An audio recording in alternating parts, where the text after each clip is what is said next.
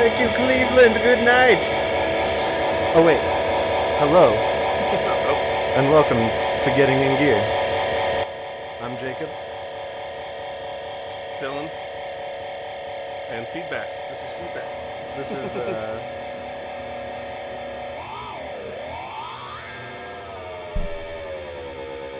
and we're here at Flipside Music. On a semi-sunny Monday instead of a stormy Monday. There we go. And you're getting in gear. Yeah. At So Flipside Music, Denver, Colorado. I was Oh, gonna say, shit. welcome to anybody. I mean- Oh, what's up? Oh, the audio stuff from your phone. I was like, why do I Yeah. still hear this? I was gonna say, welcome to anybody who is joining us. Today, we're basically just going to be taking a look at some of our gear picks from the year. So they're basically items that either came out this year, or most of them I think all came out this year. This or they're came out this year, right? Yeah, I believe so. Yes. And by this, I mean I was PRS NF 53. Right? NF53 Yeah. in dog hair. Beautiful. Sorry to cut you off. Oh no, you're good. I was just gonna say I don't think the Yamaha technically came out this year, but it's new to us this year. So Ooh, that purple beast. Yeah. Show the people. This the one that I'm surprise. eternally shocked is still here. Yeah, this is probably the best guitar in the shop, and especially for the money, with that P90 in the bridge or in the neck, and the humbucker in the bridge. Ooh, and that Yes. purple finish. Ooh wee. Yeah, definitely my favorite of what we have around right now. And then on the board, before we get to the board, we've got this beautiful amplifier from Rev Amplification, the Joey Landreth Signature D25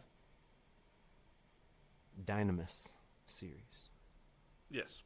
Yeah, and for anybody unfamiliar with the Dynamo series, that is essentially they're kind of more pedal platform clean amp. Most of the basically I think all of their amps have the clean channel to begin with, but the D series, the Dynamo series, tends to kind of gear a little bit more towards that rather than all the gain.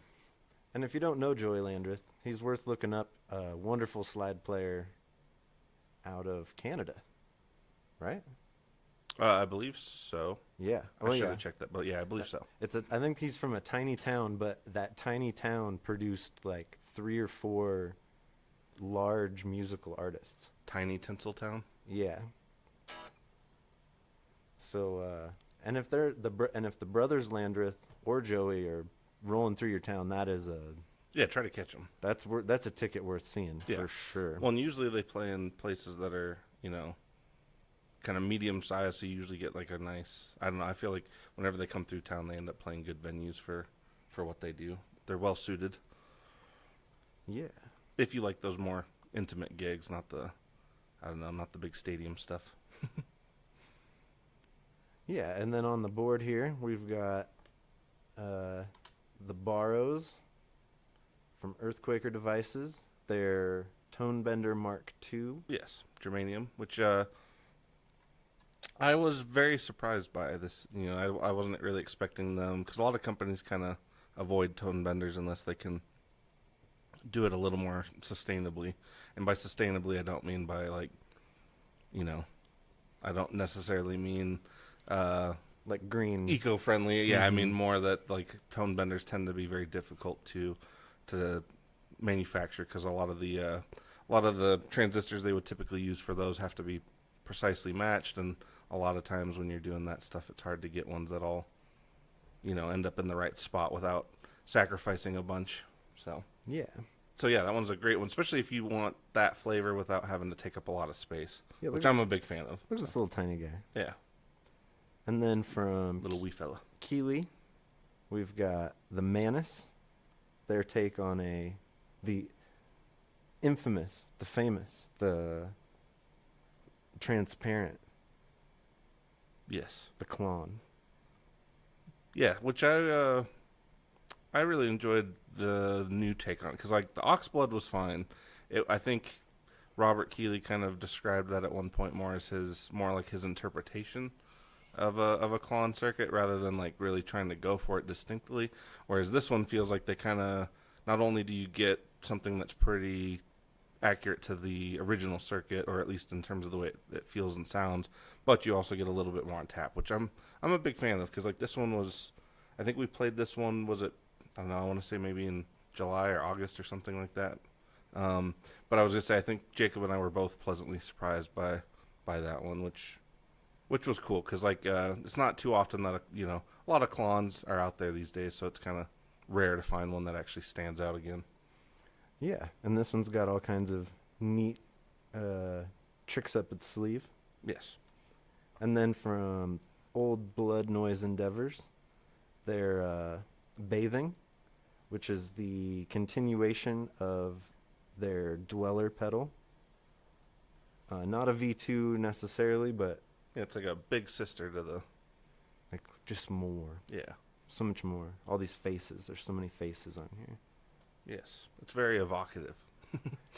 And beautiful artwork, actually. It really is. Like, I really love what they did with that. Like, that one, it's, well, this year in general, they killed it with that, Old Blood Noise.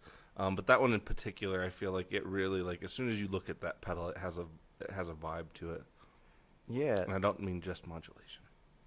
Yeah, they've been doing a lot of stuff based on novels and Yeah. cool old movies and things. They're very creative over there at the Old Blood, down at the Resonant Head. Down on the Oklahoma prairies. And over here to the left of the Bathing, we've got the Olivera from Strymon. Their take on a vintage oil can Echo. Yeah. Which, have you tried it since it came out? Nope. I mean, for the moment of testing it Yeah, I for just didn't. the stream, but no. Because I was just saying, I only got like a handful of minutes with that one, so that'll be a somewhat new experience for both of us. Oil can delays, if anybody's unfamiliar, I mean, obviously they kind of sit more on the modulated delay family, but I feel like they're kind of the original modulated delay outside of like, because tape echoes kind of get modulated by overuse or with time, whereas like oil cans definitely have a distinct, viscous kind of quality to them, which is fun. It was on purpose. Yes. Yeah. That was the... Yes. And it used to be only achieved through like mechanical means, which I always find cool. Like whenever we have stuff like that where, they physically had to actually utilize an oil can for the sound of the old ones. Like I always find that stuff fascinating. And there was oil in the can. Mhm. And Yeah. as it rotated, it would slosh around, and the diode or the electrical circuit would be touched and then not touched. Yeah, it was kind of going in and out of activation based on like where the liquid, which the liquid was basically in a little cylinder that was kind of spinning. And as you might know, liquid and electricity don't jive. really jive together. So those aren't They really, jive for a really spectacular moment. Then it's those aren't really around anymore, and the ones that are around don't work. no, yeah, because I always wondered. Or the Morley one might. Possibly, yeah. Those but the still vintage might. ones, I don't think they do. I mean, because I've never seen one. I've seen people make a modern version, but I've never seen an old one functioning. Mm-hmm. I don't know. I wonder. Yeah, I wonder if that was a thing where like, if you had to refill the can, or if it was just you got what you got, and like, and once it kind of started to dry up, that was it. I'm sure it was like anything back then. It was serviceable. Yeah, by you, the you would consumer. think so. Yeah, I just never knew if like air pressure was ever an element of that or not. I don't know. It's probably why we don't see them, because they were not very user serviceable. Yes, they're not very stable either. People yeah. probably electrocuted themselves, and Yeah. now we have cool new, So yeah, now we have convenient versions of that. Yes. And then, do you want to show the people the the Maris Enzo X? Yeah, we have a couple other picks, two of which, well, one we will use, or two of them actually, sorry, we'll use. One was just more of a pick from the shop that we'll talk about. But we have the Enzo X from Maris in a spectacular gold.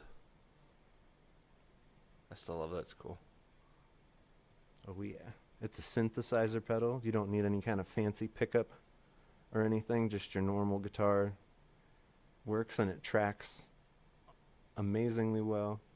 And it is a fully functioning synth. If you will plug a MIDI controller into it, then you can actually use it as a synth. So it's kind of I mean, it's not 2-for-1 sounds very underwhelming compared to what it really is, because it's really like 100-in-1 kind of thing. But that's one of the awesome uses that it has. So Yep.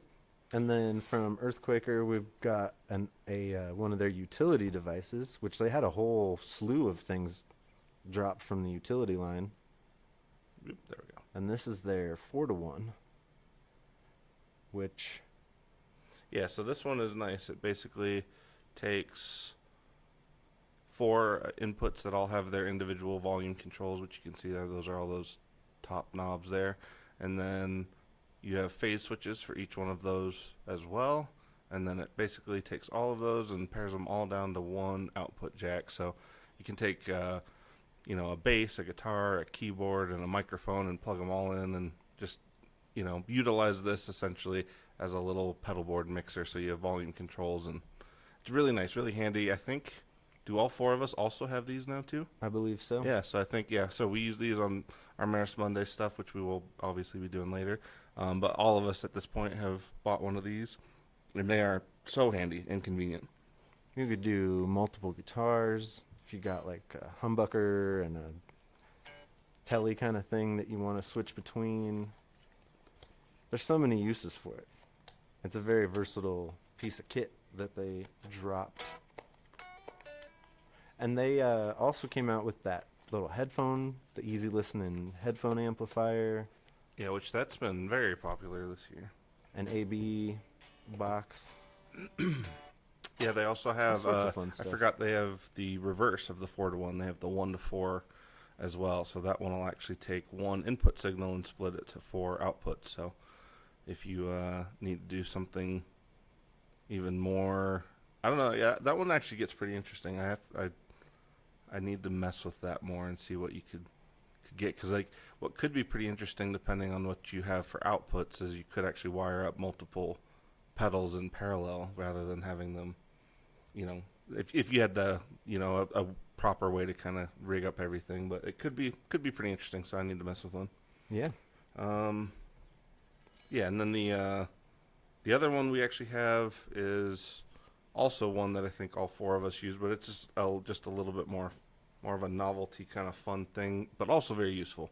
And when you say 4 of us, who are you talking Sorry, about there? yeah, Eric, Jacob, Gordo, and myself. And that's what, the Maris Monday thing you guys do? Well, yeah, I mentioned that earlier, but yes, another plug for Maris Monday. But yeah, so all 4 of us actually also use the photo mod from Death by Audio. Sorry, it's hard to do both there. There we go. So this guy is basically a little photo cell that you can use as an expression control for any of your favorite pedals. Can be kind of a fun random thing, or it can just be a new way to use some of your favorite stuff. And it's not overly expensive. We talked about it last week on the on kind of our On the podcast. for our gear picks under $100. But this one would be one that I would say is also a pick that everybody here pretty much would love. I guess Ike didn't buy one, but He's not much of an experimenter. not yet. We're trying to So I was watching an interview earlier influence him. today, and Colt from Walrus was talking about how internally at the shop at their business, they think of, there's like 2 different kinds of players. There's the stage players Mm-hmm. who just need something to work, and like Yeah, more practical. they got a job to do. Yeah, get in, get out. Needs to do that. And then there's their like bedroom warriors. He had 2 cool names for them. I wish I could remember it, but it was like, and then bedroom warriors, who are like the experimenters, they're looking for a sound, they're chasing a thing. It's not necessarily, I just need this, Yeah, it's not just a plug and play scenario. I need this overdrive to overdrive. Right. I don't Well, yeah, I mean, I don't need it to go well, we certainly get a lot of. I mean, yeah, and they're not like mutually exclusive or like, no, because But- I was but gonna like say we Ike being more of the stage, yes. the rest of us being the bedroom explorers. Well, yeah, because I would say it kind of gets into a thing where, like Eric's kind of does a bit of both.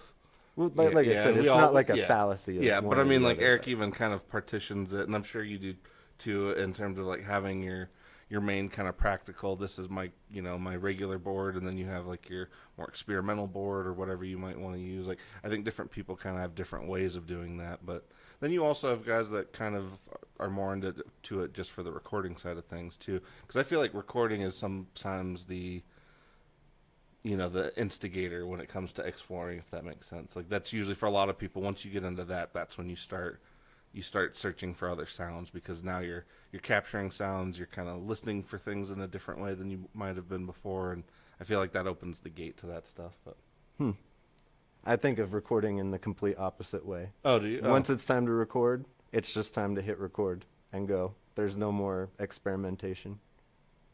Well, yeah, we but done. in the composition, if you want to explore and then have those new things to then record, that's what I'm saying. Like, cause like a lot, like Gordo, for instance. I mean, he's constantly looking for different fuzzes and drives and preamps and things to get a different sound for the next recording. Not, that's more what I mean. For sure. Because I mean, it's kind of like any other artist, like somebody who's more in a graphic medium, moving from like paints to charcoal to pastels to paint. Like those are all things you're kind of exploring different ways to get similar things. So Yeah, we're just doing it with sound. totally. All right, so yeah, we'll go ahead and get into it then. If anybody has any questions or wants to hear anything, then throw it in the chat.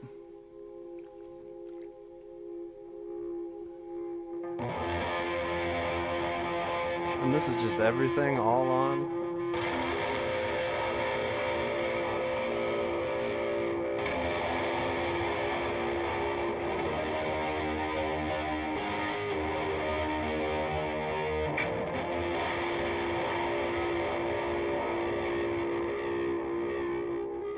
Do we want to take the people through them? Yeah, we'll go ahead. Which one you want to start with? The barrows? Wherever. Let's just start at the beginning of the chain. Oops.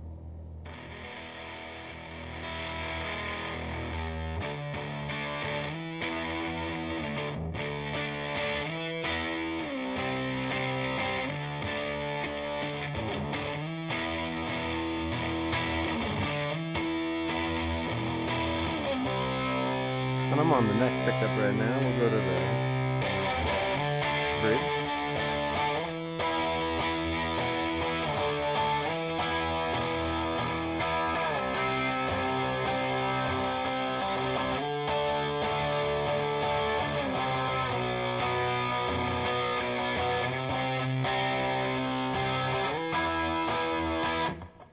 Yeah, that's cool.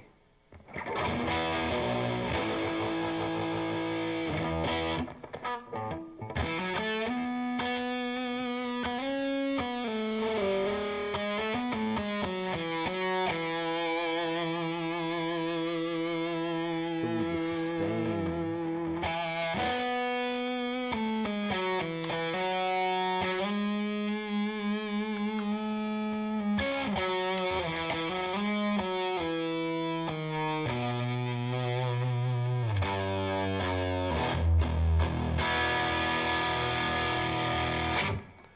Sometimes, sonic exploration's all well and good, but sometimes you just want to two-knob, fuzz, and play some power chords.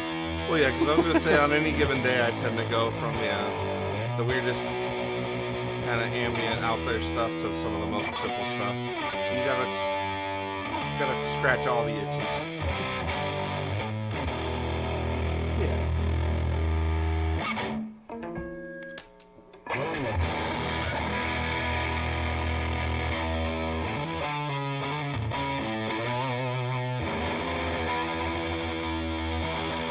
Let me check my tuning real quick because I did actually grab that right off the floor. So And so the Barrows is their take on the MK2 tone bender, which was like in between, well, obviously between 1 and 3, but that's a huge difference in circuit. yeah, so there's even a 1 point. Like honestly, there's a massive change from the Mark 1 to the Mark 2, because the Mark 1 almost has more of an overdrive kind of quality to it, whereas I feel like everything from the Mark 2 onward gets firmly more into the fuzz side of things. Mm-hmm. It's really a feel thing too, because like I would say Mark 1s, if you run across, so like for anybody out there who's curious, there's not really a lot of people that make a Mark 1, but the Stonk Box from Benson, that one's a great option for a Mark 1 style circuit. And that one, when I say it has more of an overdrive quality to it, I just mean it's really tight. So like you can kind of even palm mute and get more of those classic kind of sounds out of it. And then if you go to like the neck pickup, it'll kind of fuzz out more. Whereas Mark 2s, I feel like they're just firmly more fuzzy. You know, this right out of the gate, they're kind of fuzzy across the board. So.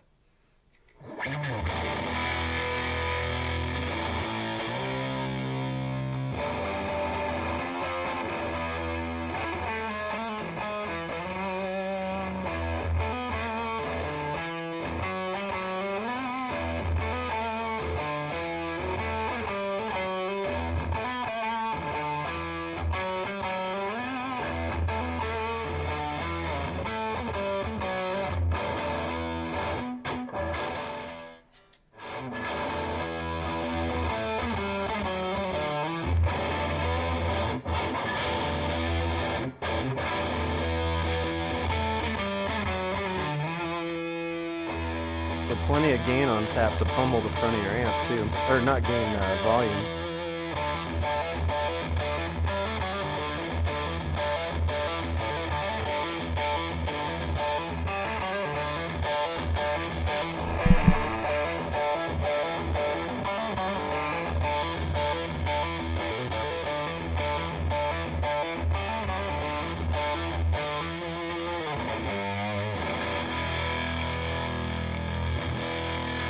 That sounds nice.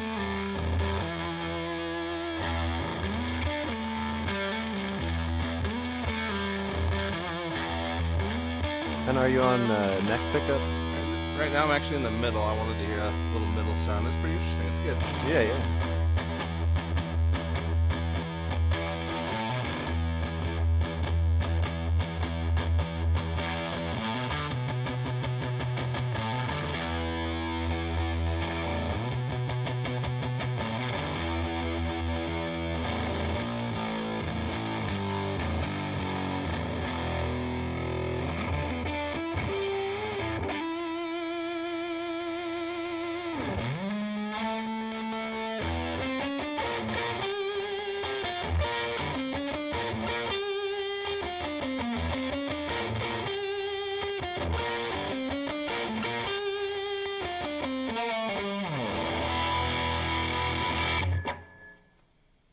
Yeah. That one's a great one. And actually, it's interesting how differently it responds to each one of the pickups. Yeah, because those are very, Yeah. as much as they complement each other, they're very different. They are. Yeah. And man, again, I'm still surprised that guitar is still here. I know. I can't believe it. Yeah. Maybe it's because it says Yamaha on it. People are like, that doesn't say Fender. I don't know what that is. But they make a hell of a guitar. Well, and it's one of those ones, like when you pick this thing up, like I know most people know the feeling, but like when you pick up something that feels pretty quality, you can just feel it. And like for the money, this thing feels much more expensive than it is. So. Oh yeah, and Yamaha's the only company in the world that can get you to and from the gig, Yeah. haul everything there, provide all of the gear, guitars, amps, PA, Four-wheeler. and then yeah, haul it all back home. Yeah. It's quite amazing. It is. Well, and it's one of those things, like, I guess I am still shocked that, Yamaha and stateside is kind of overlooked.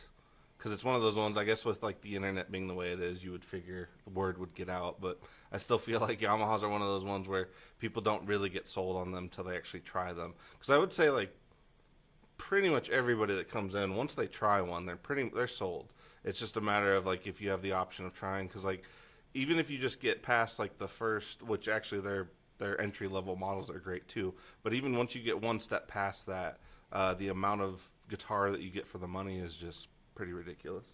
I mean, this thing's not $800, and it's a beauty. Yes. Show the people.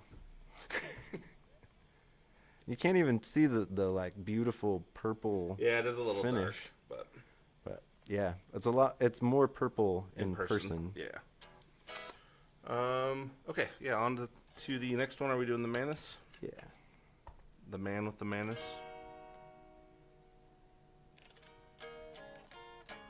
Oh, I think AB. Sorry.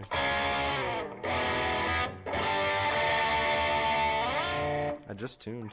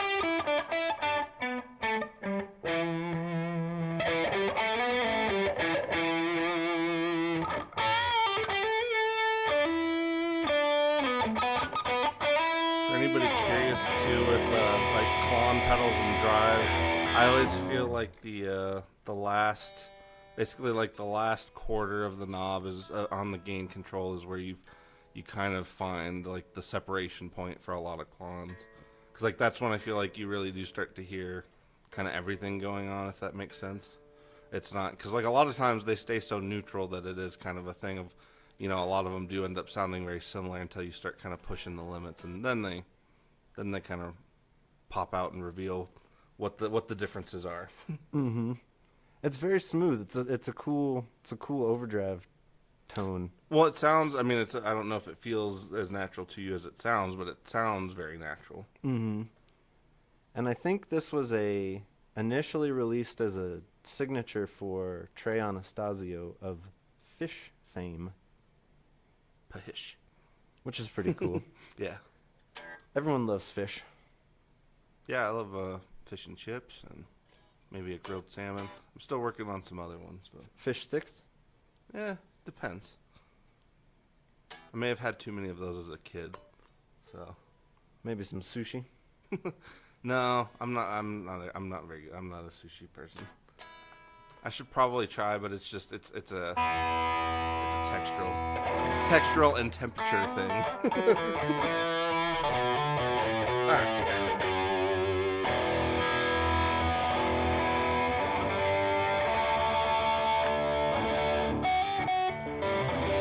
Little neck action.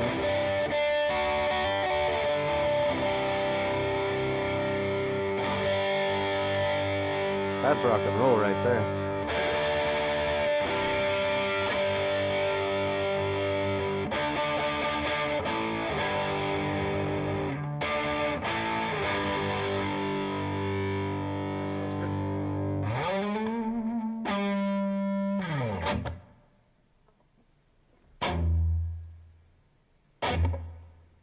Sounds good. Turn that reverb on the amp up a little bit.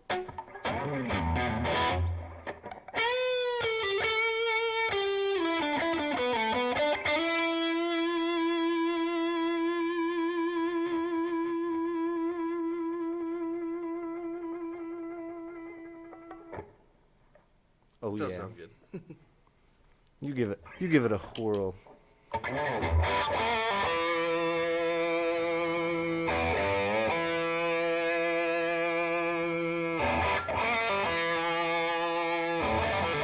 we've got here stock and bass boost switch.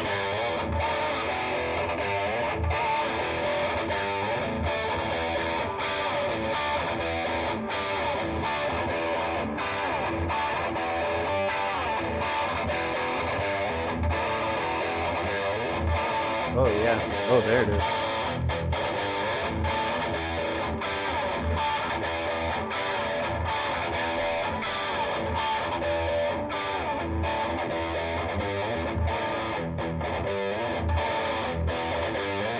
I don't know if that's coming through, but the heft, which is really like.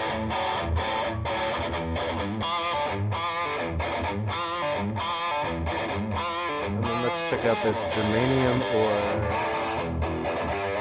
germanium transistor versus germanium diode. We're in diode mode right now.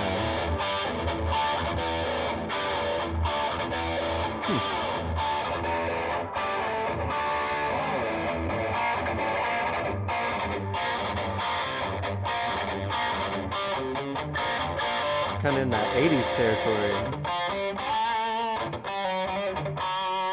It is kind of.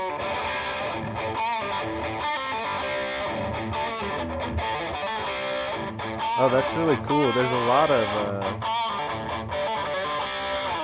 It's interesting. It's there's almost a taking lot on of like tone in there. I was gonna say, it's almost taking on kind of a cocked wall kind of thing too. Yeah.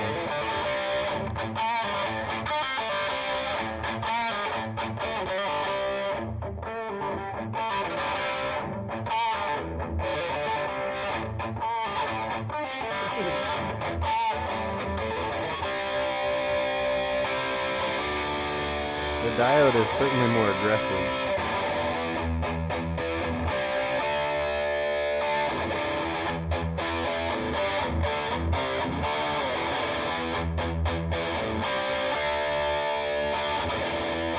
That's a serious amount of drive.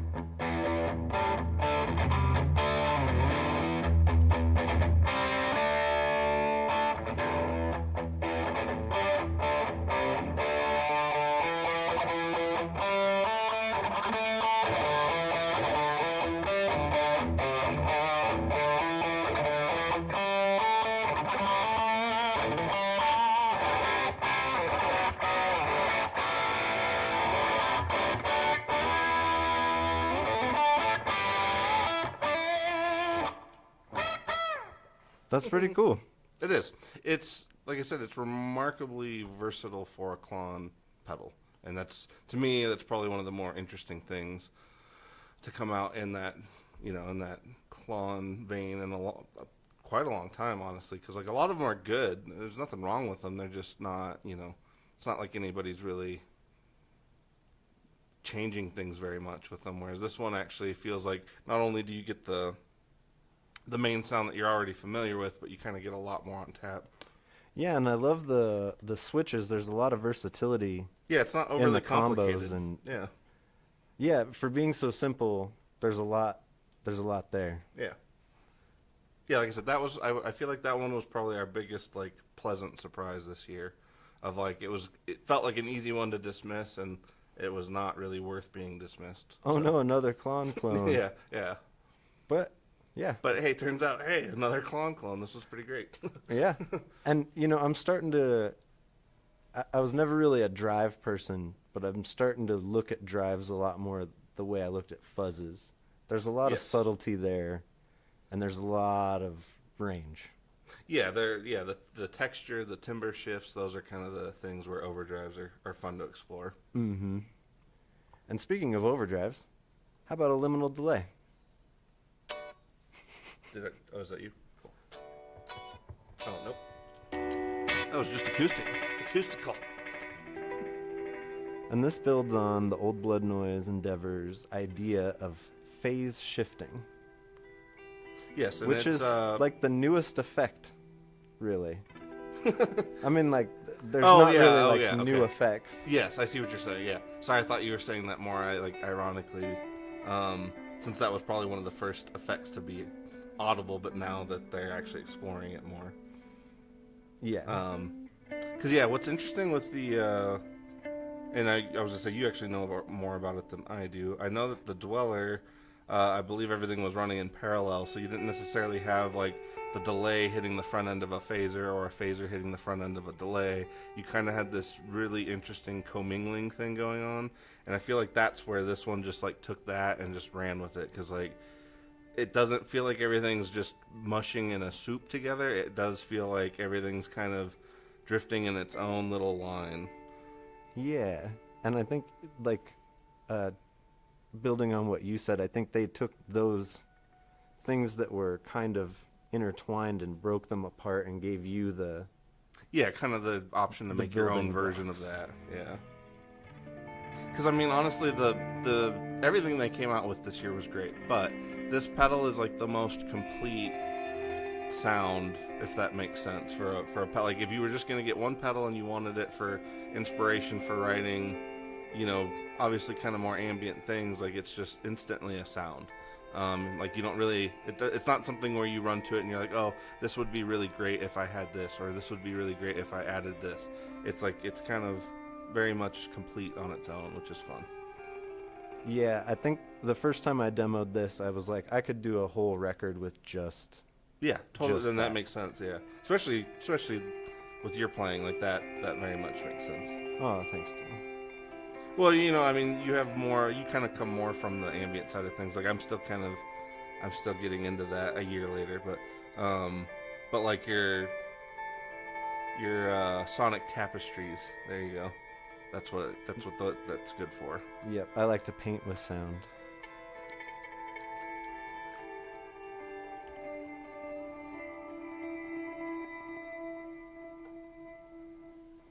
And you can like morph between the waveforms on this one. I actually haven't messed with. Does it change much if you change it while you're playing? Oh yeah. And you can set that to the expression. Because I was just gonna say that would be a really cool thing to just kind of move through.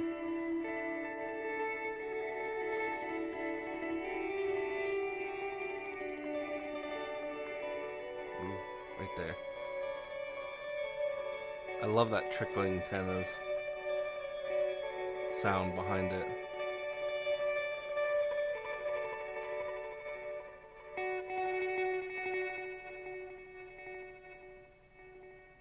That is such a cool sound.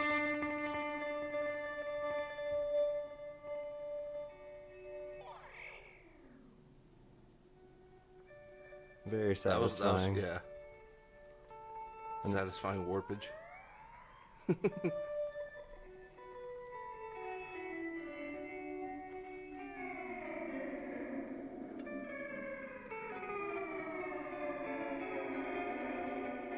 Oh, getting into kind of Rainbow Machine territory there.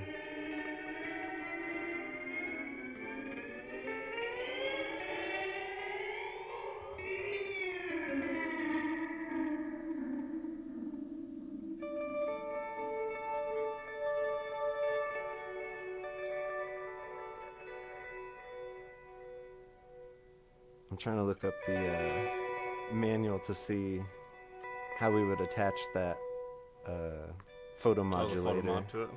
to the time and the shape. Mm. Because I know it's like a hold the thing. There's a combination of. Oh, here. You got it? Yeah. Okay. And this has like an unbelievable amount of like.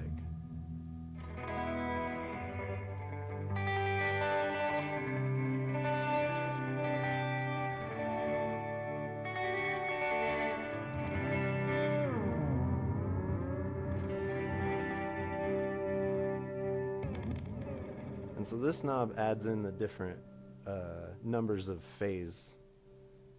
Oh, the stages? The stages, yeah. Very cool. Okay.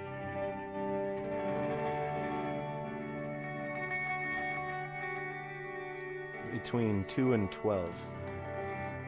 Does it go individually or is it in pairs? Doesn't say. Okay. Because when we do get to the Enzo, I gotta say that is one of my favorite things about the Enzo is the fact that they let you do one stage at a time. I'm not sure if we're gonna make it. We might not. Yeah, I guess.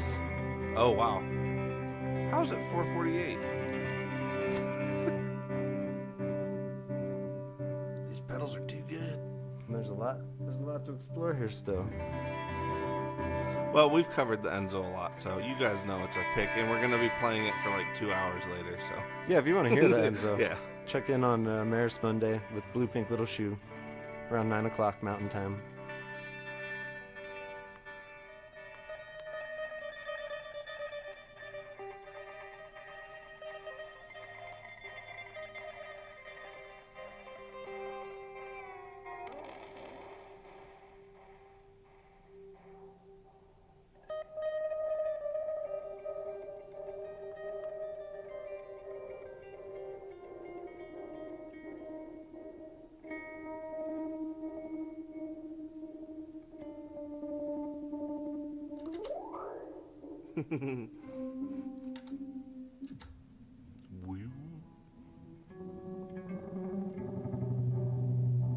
All right, you play. I want to turn some knobs. Okay. Oh, here, I'll give you this in case you decide you want it. Well, we can plug it in and see what happens.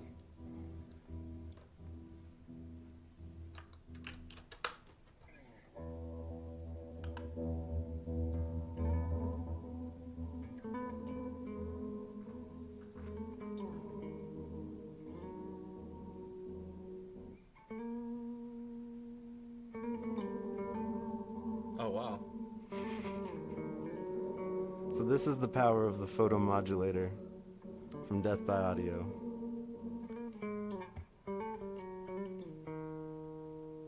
I've taken control.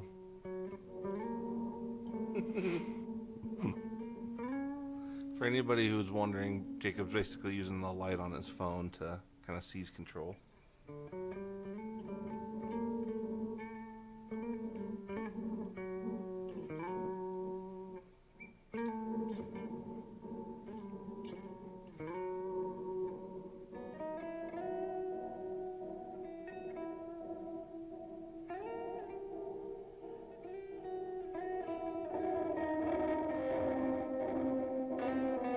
So just like turning the light on, turned it off, shutting the light from the photomodulator fully opens the... Oh, yeah. Huh.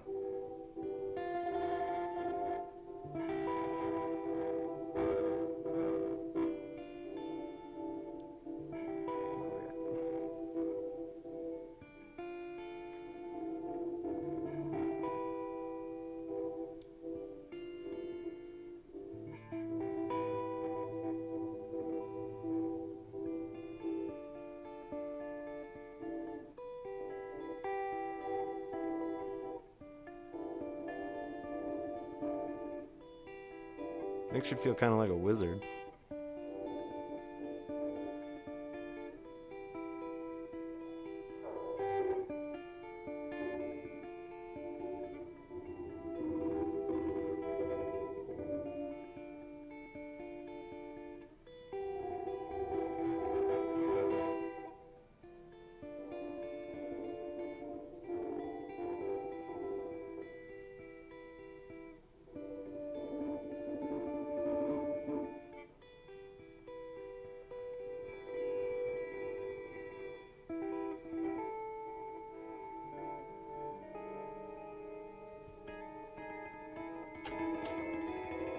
Well, this thing, I don't know, this is hours worth of fun.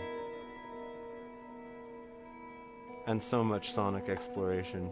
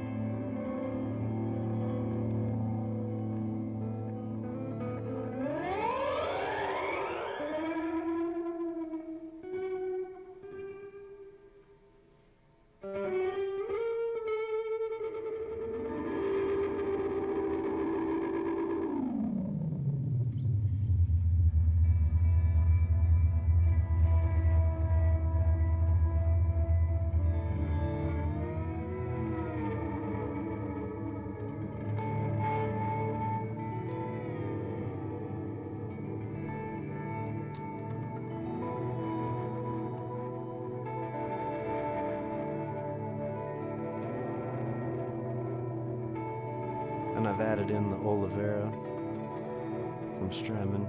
So we've got dual phase shifting delay, liminal delay, and an oil can.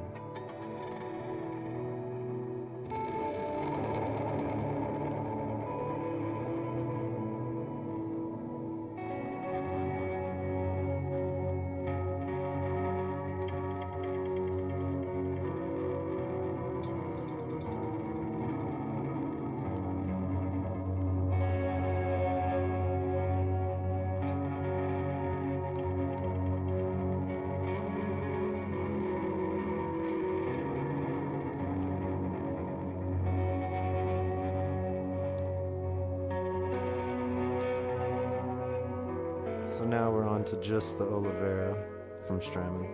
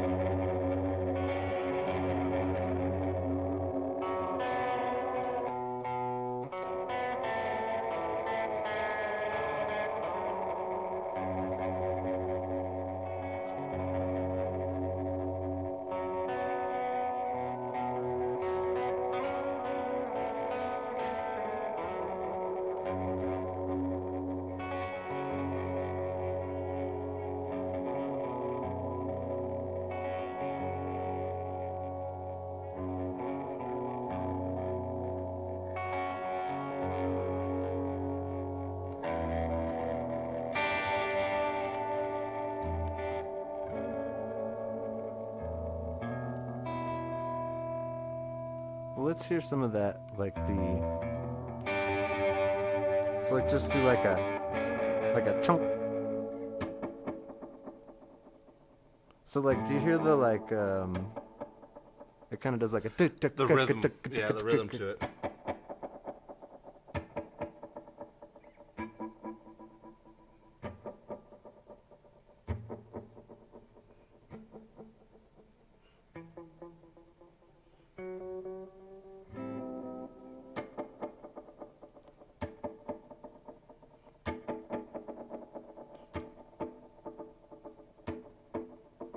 Oh, it's the different heads. Oh, So that you that get a makes sense. long head, a short head, and then you can do both, which gives you that like rhythmic galloping thing.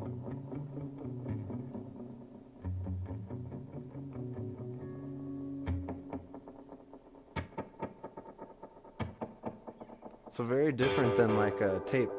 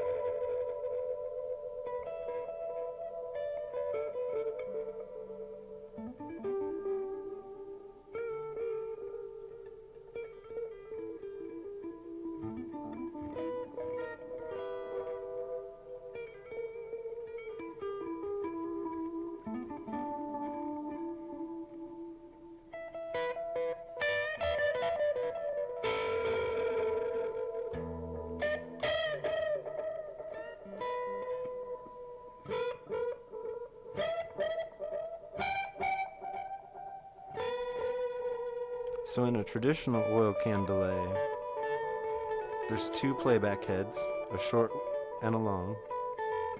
And then as the liquid sloshes around inside, it activates each of those tape heads. Oh, okay.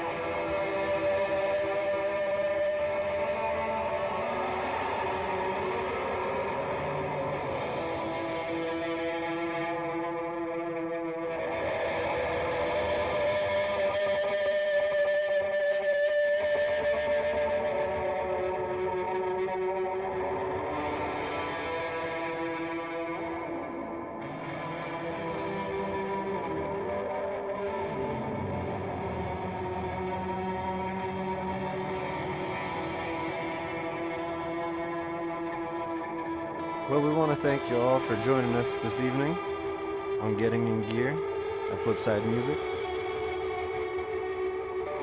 Today we featured the Barrows from Earthquaker Devices, the Manus from Keeley Electronics, the Bathing from Old Blood Noise Endeavors, and the Olivera from Strymon. A Rev D25 Joey Landreth Edition, Yamaha Pacifica 611, Paul Reed Smith. Yeah. I don't know. Good pick. I mean, it kind of worked out that the stuff complemented each other, but for 2025, I got to say a lot of cool stuff actually came out this year. On what you just said, I think that's something I've been noticing over these gigs is that all of the things kind of go together. There really isn't. Yeah, we haven't really run into a bad pairing yet. Even when we've done really random, like Yeah. no forethought in choosing things, we just kind of have one criteria that we're choosing from sometimes. And it is interesting that just happenstance, it kind of works. Well, I think it speaks to the, like, you know, there's not really any bad gear out there. It's no, just like, especially use case. now. Especially now. Yeah, I was going to say we are spoiled. So spoiled. Yeah. We're so spoiled. We have little light thingies that go bleep, bleep, bleep, bleep, bleep, bleep, and we're so happy. Yes. And another clone.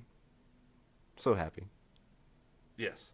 And I was going to say, yeah, this year's been the year of the tone bender. So I was going to say the Barrows was a fun one to have in there. And honestly, for that size, I still think that is just awesome. So I hope they don't discontinue it. But if there's a chance that they do, you should get one before they do, because it's stupid good for what it is and the size it is. And then the Bathing, too. Every time we visit that one, always impressed. So Yeah, they knocked it out of the park. Old Blood, again. And Strymon. You know, I wasn't real familiar with Strymon before I started working here, and I'm pretty blown away by the quality of their products. yeah, no, I mean they're always I mean, obviously they kind of have like the area that they're kind of aiming for with everything, but lately I would say like they're finally like this one's a very kind of interesting departure from some of their normal stuff. And honestly, what they did with the vintage vibe and with a lot of that stuff, like I don't know. I feel like Strymon's entering into a new phase, is what it feels like with some of these smaller pedals. So I think this one was a good one though, because it's not. I might be wrong. I don't know if you can. Like the Cloudburst was kind of almost like buying a preset from the big guy, the big sky. This is more standalone. Yeah, I feel like this one's finally kind of you're not buying a fraction of something else that they make. You're getting a whole new thing, which is cool. So Yeah. And yeah, we've got all of 2026 to look forward to with so many new gear releases. I've already heard some whispers of some things, and it's going to be an exciting year. yeah, it seems like it. I mean, it's been getting better and better, and I feel like you said, everything this year was really solid, and there was no bad releases this year, really. No duds. Yeah, We're in the golden age of gear for real. yeah. So get in it. Yeah, get over to Flipside Music, pick yourself up an Oliveira, a Bathing, a Manus, a Barrows. And let us know in the comments what your favorite gear release of the year was. Guitar, amp, pedal, utility piece. Yeah, actually, especially if it's something that we're not as familiar with or something we haven't put out yet or, had on the show or anything. Like, if you guys have something you want to see that we overlooked, just let us know, because that's always helpful info. And then, it looks like Rody said he's joining us again for Maris. So one more reminder for anybody who wants to join us in just a little bit. We will be going on. Should be around 9, so I guess it's a little over or a little under 4 hours. Yeah. But yeah, if you want to play along too, always welcome. Yeah. And so, I've been Jacob, I've been Dylan, and Ziggy's been asleep. and this was Getting in Gear at Flipside Music. Oh yeah, hit that like and subscribe, all that jazz. And if you're really awesome, the bell as well. Hit the bell.